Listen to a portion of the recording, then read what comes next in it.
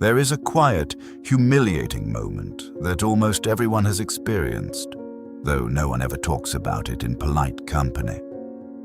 You are sitting in your car and the engine makes a sound it shouldn't. Or you are looking at your phone, reading a sterile 3-line email from your landlord announcing an increase in your rent. In that singular fraction of a second, your stomach drops. A cold wave of panic washes over you. It is the sudden, violent realization that your entire peace of mind, your safety, and your dignity can be instantly erased by a single invoice you didn't see coming. You are not actually living your life. You are just successfully postponing ruin. Over 500 years ago, Niccolò Machiavelli observed a brutal law of human nature that the modern world desperately tries to mask with inspirational quotes and corporate jargon. He understood that whoever controls your survival controls your reality. If you depend entirely on the goodwill of others to feed yourself and keep a roof over your head, you do not have freedom. You have a master. Society tries to convince you that wealth is a sliding scale, a long road where everyone is slowly walking toward a better life through hard work. But wealth is not a spectrum. It is a highly engineered hierarchy made up of 6 distinct levels, 6 invisible prisons. Each level operates under completely different rules, and right now, your behavior, your mindset, and your fears are perfectly trapping you in one of them. Level 1 is the bloodletting. It is the survival stage, where the baseline currency of your daily existence is fear. You are operating at the absolute bottom of the power dynamic, possessing zero leverage. At this stage, your financial situation is not just a math problem. It is a psychological cage that actively alters your brain chemistry. When you are constantly consumed by the fear of debt, the fear of an unexpected medical bill, or the fear of a sudden layoff, your mind is trapped in a reactive loop. You become like a hunted animal. And here is the darkest truth about human biology. A brain that is fighting for survival is physically incapable of long-term strategic thinking. You cannot plot a 10-year empire when you are panicked about next Tuesday. Because you have no leverage, you are forced to make weak decisions. You accept the job offer that drastically underpays you because you cannot afford to wait another month. You tolerate the subtle disrespect and passive-aggressive remarks from a mediocre middle manager because you need their approval to pay your electric bill. You stay in draining, toxic relationships because splitting the rent is the only way you can survive the city. Every time you swallow your pride, every time you bite your tongue, you are trading pieces of your dignity for basic survival. You're at the absolute mercy of landlords, bosses, and banks, people and institutions that view you not as a human being, a partner, or a threat, but simply as a replaceable line item on their spreadsheet. The system is perfectly content to keep you here. The modern economy thrives on a labor force that is just desperate enough to show up on Monday morning, but not secure enough to demand better terms. They tell you that the way out is simply to work harder. So you grind. You pick up extra shifts, you work through your lunch break, you sacrifice your health, hoping that sheer effort will break the chains. But effort without leverage is just exhaustion. You are digging a hole with your bare hands while the people above you are using excavators. To a Machiavellian strategist, being trapped in level 1 is a state of emergency. It is a complete surrender of autonomy. The people who never escape this level are the ones who internalize their powerlessness. They ask the wrong questions. They ask, why is the world so unfair to me? They seek pity. They look for villains. They wait for a politician, a savior, or a stroke of luck to rescue them from the bottom. But the world is not unfair. It is simply indifferent. It responds only to leverage. If you want to extract yourself from level 1, you have to let the pain of this stage do its job. You must stop seeking comfort and start letting the humiliation of your dependency burn away your naivety. Let the fear of that unexpected car repair or that arrogant boss radicalize your focus. You do not need motivation. You need cold, calculating anger. You need to view your escape not as a pursuit of happiness, but as a military extraction. You hoard your resources, you starve your distractions, and you quietly build the bare minimum of capital required to stop playing defense. But escaping this daily panic does not mean you have escaped the game. It usually just means you have purchased a much more comfortable cage. You claw your way out of the immediate, suffocating panic of survival. But instead of stepping into true freedom, you simply walk into a beautifully upholstered trap. Welcome to Level 2, the stage of illusion, often known as the Velvet Coffin. On paper and to the casual observer, you have made it. You have secured the respectable salary. You live in the aesthetic downtown apartment with the floor-to-ceiling windows, drive the financed European car, and enjoy the 2 weeks of approved vacation time you spend in Tulum or the Amalfi Coast to prove on social media that your life is vibrant. You can finally afford the Friday night drinks or the overpriced dinners without holding your breath and checking your bank balance before handing the bartender your card. To the outside world, you look like a winner. But underneath the veneer of this carefully curated aesthetic, the brutal mathematics of your existence have not actually changed. You're still entirely dependent on the system. If the corporate wind shifts, if your company decides to restructure, or if you simply lose the ability to perform your specific function, the entire fragile architecture of your lifestyle collapses in 30 to 60 days. You are not wealthy. You are merely a highly paid dependent. You have simply upgraded the quality of your stress. Instead of worrying about keeping the lights on, you are worrying about maintaining the performance of success. This makes Level 2 the most psychologically dangerous stage on the board. When you are starving at Level 1, you know you are starving, and that sharp, visceral hunger drives you to fight. But when you are fed just enough, a creeping, lethal complacency sets in. The modern corporate and economic system is brilliantly designed to calibrate your rewards. It gives you just enough disposable income to numb the pain of your quiet desperation, but never enough capital to actually buy your freedom. You trade the sharp, motivating panic of poverty for the dull, heavy numbness of the middle class. And this is the ruthless truth of human nature. Comfort is the ransom you pay to remain powerless. Machiavelli understood that appearing powerful and being powerful are two entirely different, often opposing realities. At this level, you are spending all your energy, focus, and resources performing wealth rather than accumulating power. You're trading your most valuable, unrecoverable asset, your finite time on Earth, for liabilities that depreciate the moment you drive them off the lot or hang them in your closet. You confuse your credit limits with actual leverage. You think that because you can borrow money, you have elevated your status. But the bank and the credit card companies do not view you as a partner. They view you as a reliable, predictable yield. You are not a player in the game. You are the product being farmed. The darkest part of this level is how your own lifestyle is weaponized against you. The people above you understand power dynamics perfectly.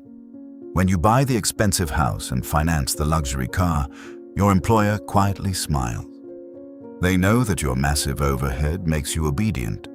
They know you cannot afford to walk away from a toxic environment or demand better terms because you have too many bills to pay. Your lifestyle inflation becomes their leverage.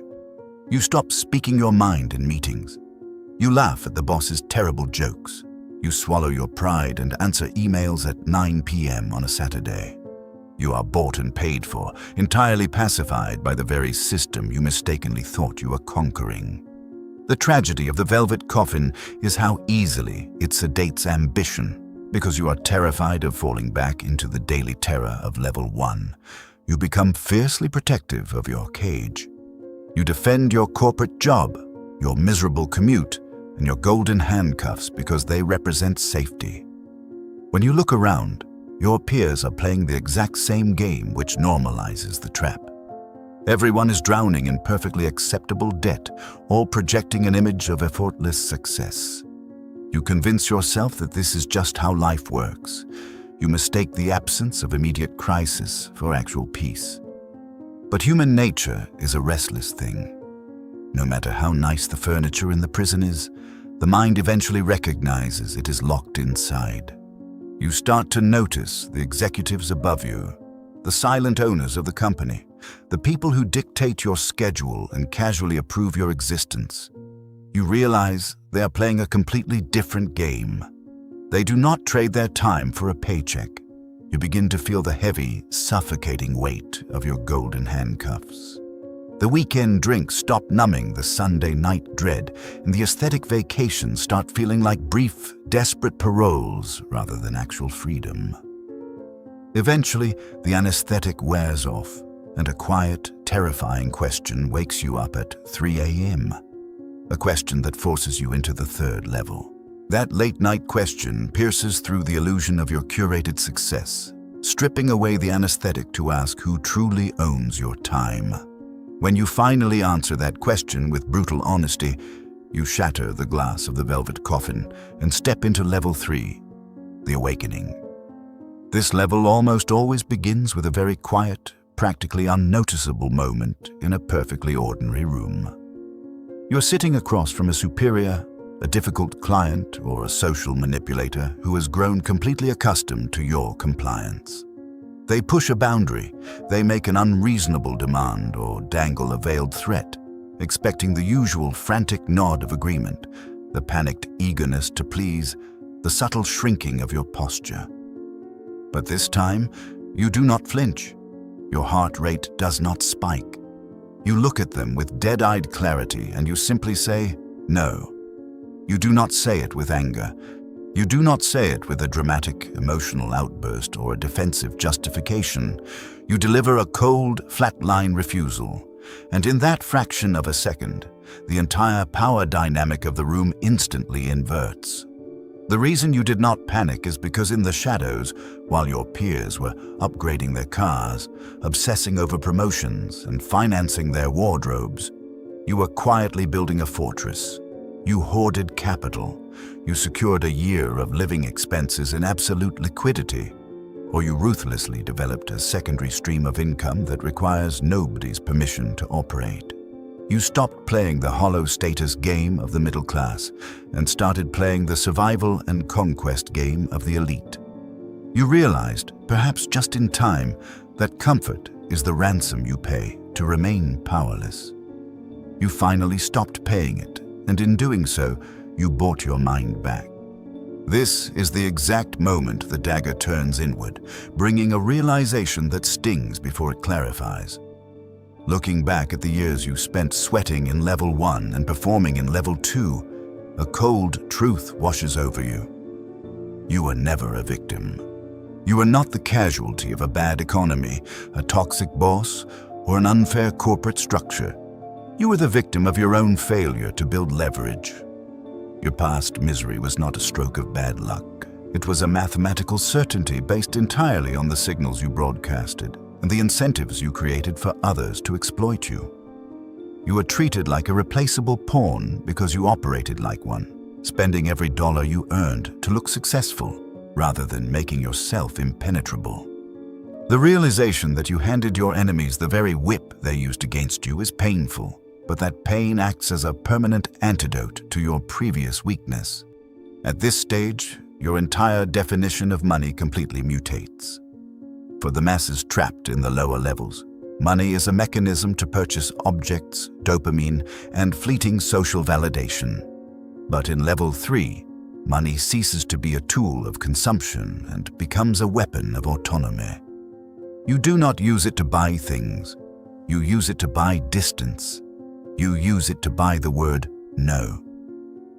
In the Machiavellian theater of human interaction, the person who needs the negotiation the least holds absolute, terrifying power over the person who needs it the most by decoupling your immediate survival from the demands of the people around you. You weaponize your own indifference. This lack of desperation fundamentally changes the literal frequency you emit into the world. Human beings are apex predators, hyper-attuned to the subconscious scent of fear and dependency in others.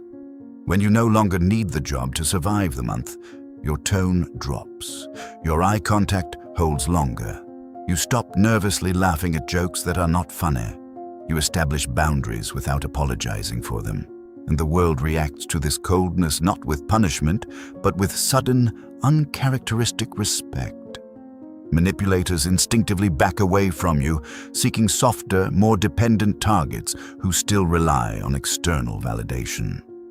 Bosses and clients suddenly offer you better terms because they sense, correctly, that you are perfectly willing to let their house burn down without you. As you look around at your peers who are still trapped in level 2, the illusion dissolves completely. You see their forced smiles. You see the quiet terror in their eyes when the market dips or management shifts. You realize they are held hostage by their own luxury, unable to speak their minds because their mortgage payments require their silence. You feel a cold detachment from their panic because you have officially transitioned from defense to offense. You're no longer merely surviving the environment. You're beginning to dictate its terms. You are finally awake to the reality that society respects leverage, not loyalty, and you have the capital to prove it. But having the ability to walk away from a bad table is only the beginning. True power requires you to stop walking away and start owning the casino. Owning the casino means you no longer sit at the tables hoping for a lucky hand. You design the house where the odds are permanently tilted in your favor.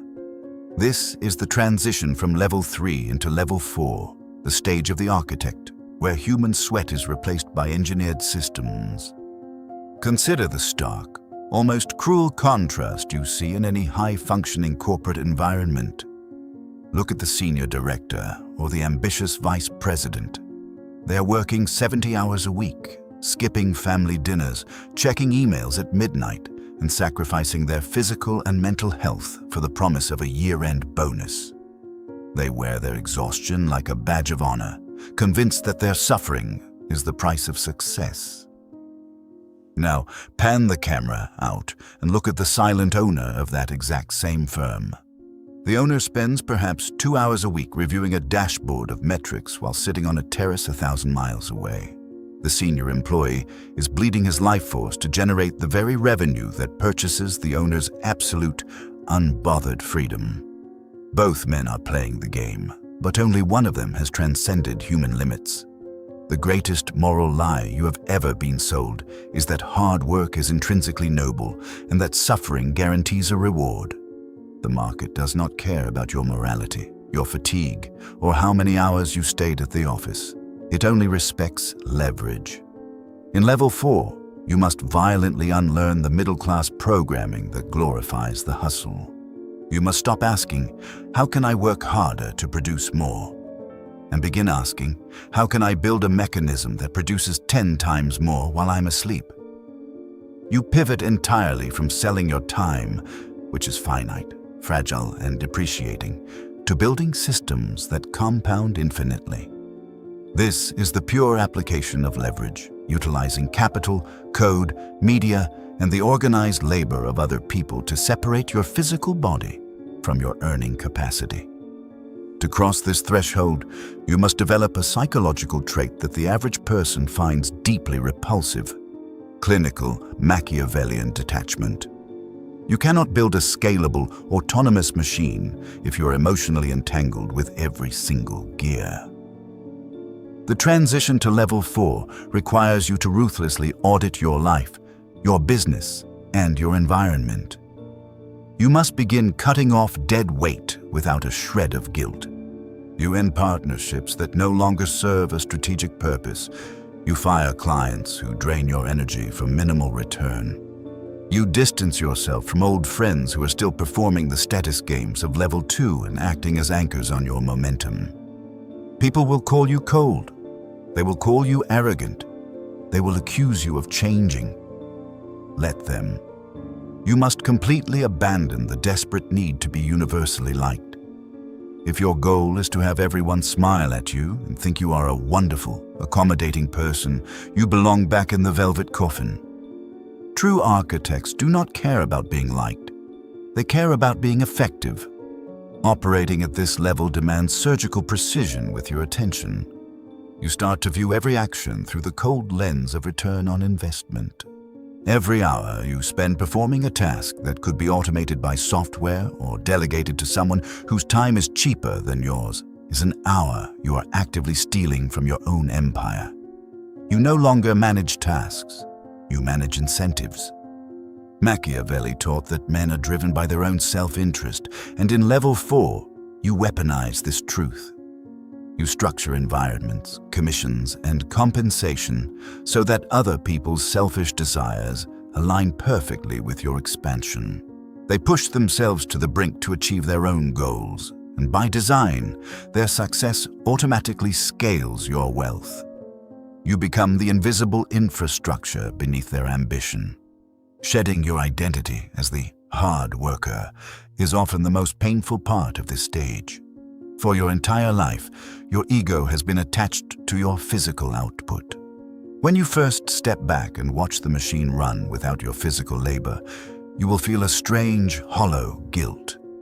Society has conditioned you to feel useless if you are not visibly sweating or complaining about how busy you are. But you must let that guilt wither and die. You are trading the ego of the laborer for the quiet dominance of the strategist. You watch your bank account swell not because you had a productive Tuesday, but because a system you designed 3 years ago executed perfectly while you were having coffee.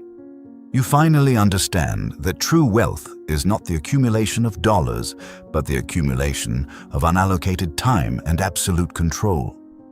Once your machine begins to run and scale in the dark, you cross a threshold where the game stops being about earning money and becomes about conquering reality. Conquering reality is a fundamentally different discipline than simply navigating it, and as you cross into level 5, you realize that true power is never peaceful. It is inherently predatory. Welcome to the stage of the apex predator, the realm of absolute dominance and perpetual defense. Picture the silent power broker sitting in a private, unlisted dining room. There are no raised voices, no dramatic negotiations, and no visible displays of force. Instead, with a single, understated phone call, they casually redirect a flow of capital that starves a rival firm of liquidity, forces a hostile acquisition, or quietly kills a piece of legislation before it even reaches the floor. A few words, spoken in a measured, bored tone, completely restructure the trajectory of entire industries. At this altitude, the very nature of wealth has mutated. It is no longer a tool for survival, nor is it merely a mechanism for buying freedom. Your personal survival was guaranteed 2 levels ago, and your automated systems ensure you will never work a mandatory hour again. Instead, money has metamorphosed into pure, kinetic influence. You are no longer participating in the economy, you are dictating its terms. You are wielding capital as a weapon of mass behavioral compliance, bending the environment to your will. But arriving at this peak introduces a chilling new reality. The higher you climb, the thinner the air becomes, and the more lethal the predators are that share the summit with you.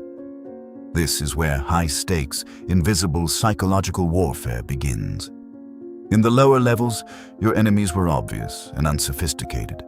A tyrannical boss, a suffocating credit card interest rate, an eviction notice. But in level 5, the threats wear bespoke suits, smile warmly, and pour your wine. You are no longer competing with the desperate, disorganized masses. You are playing an infinite, zero-sum game against other, highly evolved Machiavellian minds who are just as ruthless, just as calculating, and just as heavily armed as you are. They do not attack you directly. They use proxy wars, regulatory capture, and reputational sabotage. Because of this, trust ceases to be a human emotion and becomes the most expensive, heavily audited commodity on Earth. To survive here, you must develop a functional, cold-blooded paranoia. You come to understand that absolutely everyone who approaches you wants something. They want your capital, your endorsement, your network, or they want your space on the board. Machiavelli explicitly warned that the ruler who believes he is universally loved, who drops his guard to bask in the admiration of his court, is already inviting his own assassination. Dominance is not a rank you achieve and retire into. It is a posture you must continuously, exhaustingly defend. You must become a master at reading the negative space of every interaction. You learn to spot the hidden motive beneath the polite request, the slight shift in a partner's tone, the quiet accumulation of leverage being positioned against you in the dark. You also must master the art of wielding power without the vulgarity of arrogance. The loudest person in the boardroom at this level is invariably the weakest, the one who is overcompensating for a fatal flaw in their position. The true apex predator never displays their fangs until the bite is already locked in and fatal.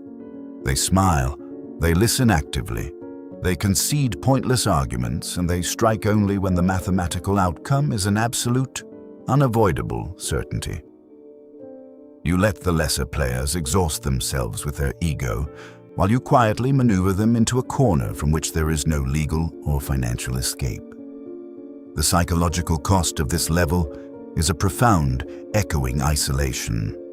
You cannot complain to your old friends because your crises involve numbers they cannot comprehend, and they will only view your stress as an insult to their own struggles.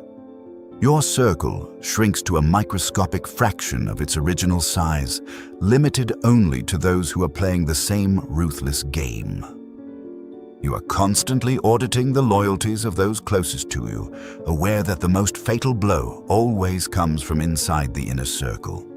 You realize the terrifying irony of your ascent. You have acquired everything the world desires, but the fortress you built to protect yourself now requires you to patrol its walls every single night without sleep. You are safe from the wolves at the bottom of the mountain, but you are now dining with the dragons at the top. But even this paranoid peak, where empires are won and lost, is just a waiting room for the final, most terrifying stage of human ambition, a level where money ceases to exist entirely. When you finally step out of the paranoid waiting room of apex dominance, you cross into a realm where the numbers on a balance sheet lose all practical meaning, and the concept of money dissolves completely into the architecture of history. This is Level 6, the untouchable stage, the ghost in the machine. If you look at the famous wealth lists, the magazine covers, and the loud, self-promoting billionaires dominating the daily news cycle, you're only seeing the middle management of global power. The true masters of Level 6 are nowhere to be found in the public eye. They are the invisible hands behind century-old family offices, labyrinthine trusts, and nameless holding companies. They do not give interviews. They do not boast on social media. They understand a core Machiavellian truth that the lower levels violently reject. Being seen is a massive liability. Fame is simply a target painted on your own back by your own ego. The highest form of power is not temporary control. It is institutional permanence. It is the ability to shape the rules of the game without ever leaving a fingerprint. At this stage, your physical ego has been entirely eradicated, replaced by a cold, generational foresight. You're no longer trying to prove your superiority to anyone in the room because you own the building, the land it sits on, and the political apparatus that zoned it. You operate entirely through proxies. You fund the think tanks that draft the legislation. You endow the academic institutions that shape cultural norms, and you place the key pieces on the geopolitical board while remaining cloaked in the shadows. You use philanthropy as both a sword and a shield, steering global policies under the unimpeachable guise of charity. When the market crashes, your name is nowhere near the wreckage. When a new industry booms, your invisible capital is already quietly extracting the yield. You become a ghost in the machine of society. You dictate the trajectory of millions of lives, what they consume, what they fear, what they are permitted to believe, and they will never even know you exist. The psychological transformation required to exist here is absolute. The anxiety of survival from level 1 is a distant, incomprehensible myth. The desperate performance of level 2 is a vulgar joke. The ruthless accumulation of level 4 and the exhausting defense of level 5 are mere child's play. Here, you are forced to confront the only opponent left on the board: human mortality. Money is no longer the objective. Immortality is. You are building structural leviathans designed to outlive your physical body. You are creating a legal and financial fortress that will project your will into the world 100 years after you are in the ground. The final evolution of wealth is not luxury, and it is not even influence. It is reality shaping. It is the cold, silent satisfaction of knowing that the future of humanity will be lived according to the parameters you quietly coded in the dark. But this grand, terrifying scale of power means absolutely nothing if you are currently sitting on your couch, paralyzed by the fear of an unexpected bill, or exhausted from performing a middle-class illusion for people you secretly despise. The vast majority of the population will live and die in the lower 3 levels. They will expire having never tasted true autonomy, simply because they lacked the spine to endure the discomfort of climbing. They wanted the leverage of the architect without the sacrifice of the laborer. They wanted the freedom of the predator without the isolation of the summit. They forgot the most dangerous law of human nature. Comfort is the ransom you pay to remain powerless. They paid that ransom every single day, and they died in their velvet coffins. The game has now been laid entirely bare before you. The invisible structure is visible. You can no longer feign ignorance, and you can no longer pretend that your current situation is a tragic accident. Every choice you make from this exact second forward is either an active acceptance of your invisible prison or a calculated strike to break it. Look at your life right now. Look at your bank accounts, your daily routine, the clothes you bought to impress strangers, and the people who casually dictate your schedule. If you feel that familiar, quiet sickness in your stomach, the realization that you are utterly replaceable and completely exposed, do not push it away. Do not distract yourself. Let it burn. Let the humiliation of your own dependency radicalize you. Tomorrow morning, when the alarm goes off, you will not wake up as a victim of a broken economy. You will wake up as a strategist trapped behind enemy lines. You will look at your employer, your debts, and your habits with the cold detachment of a predator analyzing a cage. You will stop trying to be comfortable. You will stop trying to be liked. You will become coldly, systematically obsessed with acquiring leverage. Because the ladder is waiting, the traps are set, and staying exactly where you are is the only truly unforgivable move.